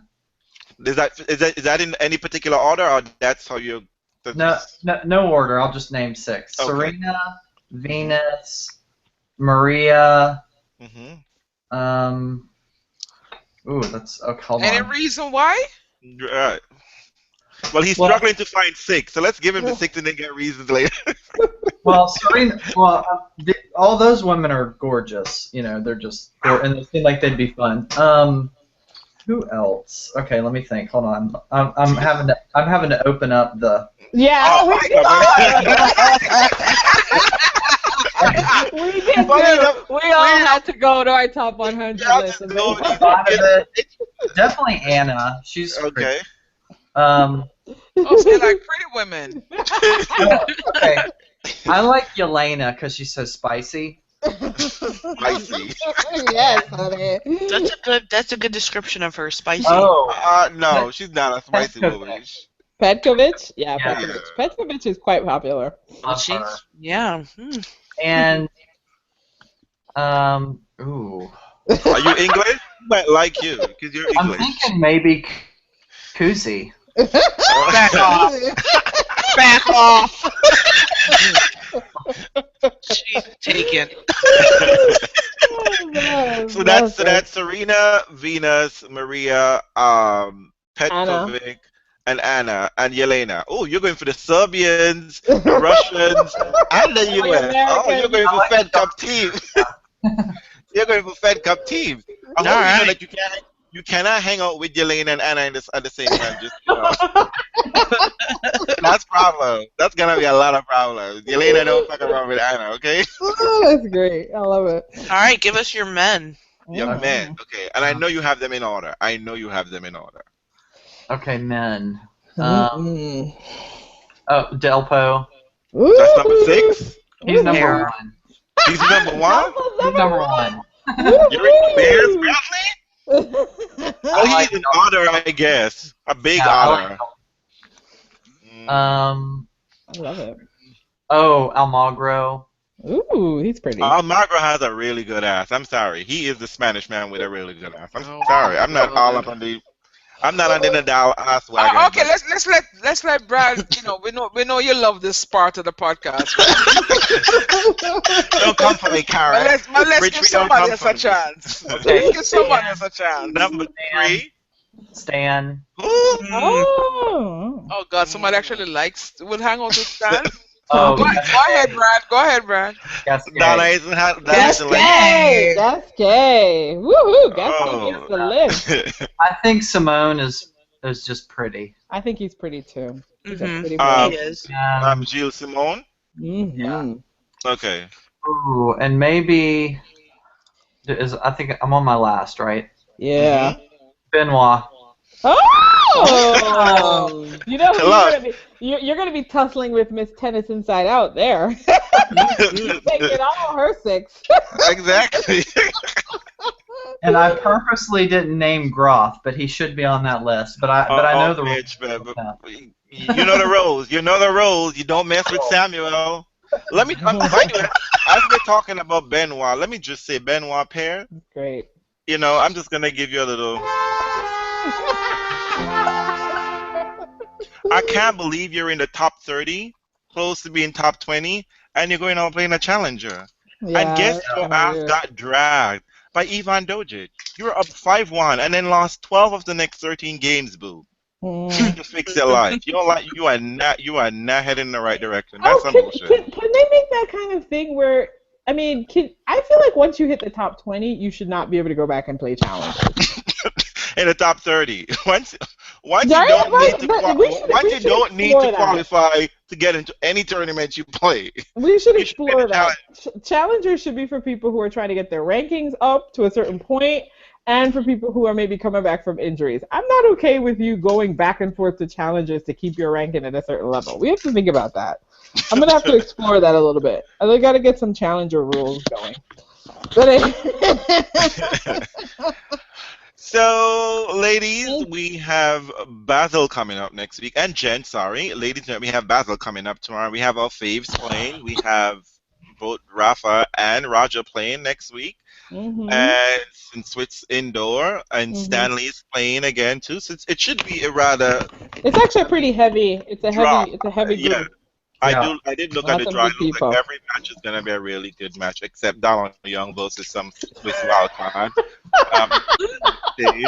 And I'm kind of looking for that Swiss wild card to make it through, some kind of Hanko something. I don't know his name, but anyway. But every match looked like a really, people are going to get their money's worth, I think. And Valencia is starting. Yes, Valencia. Oh, Ferrer coming another title again? Probably it's his, isn't it? It's his hometown. So Jesus No, I Christ, 3 think there's weeks in some. a I row. think there's some question about him participating with the elbow injury that's emerged. He ain't got no Oh. damn injury. Okay, I'm just saying one is emerged. That's what on the street is. Word on the street is, right, Andre? That's word on the street.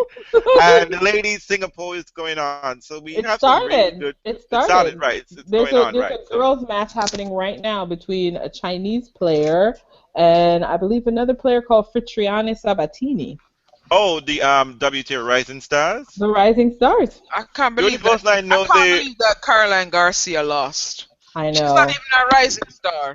She's and she's the only person I know. She's about She's the not. only No, I'm person's sorry. name She's I not a know. rising star. Well, okay. At what point do you stop being a rising star and be a star? Oh Lord. When you start winning titles. We gonna let you Um, rise. We gonna let you rise and then let you win the title. I mean, the only person I know who is at the Rising Star Hilarious.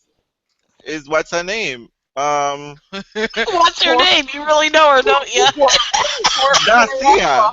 Poor Rafa Garcia. starts out with Lucas Russell tomorrow. I think I a lot of, No. you know what? I think a lot of people are afraid, but I know his fans are panicking, but I think he should get through that match on fine. Yeah, you should. Don't You you should. think? You should. Although Lucas is playing well, but you know who starts out with somebody uncomfortable, which is, Stan rarely gets past the first round in Basel. He starts out with Karlovic. That's a mess. Karlovic right has been feeling his oats these there. past He weeks. really has.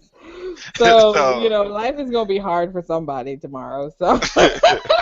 And Roger, don't be showing up looking like you come in Shanghai, okay? Don't be coming with that Yeah, shit. I mean, we gave you Cuckoo. That should be a good, Okay, we nice gave you a rallying pass. match. That's a We rally. gave you That's a match. pass a couple weeks ago. Ain't got time for that shit today, okay? Yeah. So get your shit together. Defend your battle title, okay? There you go. Please. All right, ladies and gents, I think we've had enough. We probably, said a lot. People got to think. People, don't forget to comment below, tweet us, and retweet us. Get our shit together.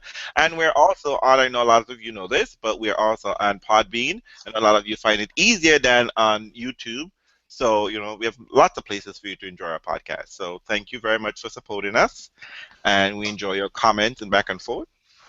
Any final thoughts, ladies? Thank you, Brad, for joining us. Yeah, Thank Thank you. you, Brad, for joining us. Thank you for having me. It was nice talking to you all. Yes, and every appreciate once in your a while. top six. Exactly, we did, And I'm happy that you respect that I'm here so that you can't mention Samuel, and I enjoy that so much. You get a round of applause for that. All right. And for that, I give you one evening with Kuzi. Back off. You get one evening with Kuzi. Janina, you get off. You get 6 days of the week. Good night, folks.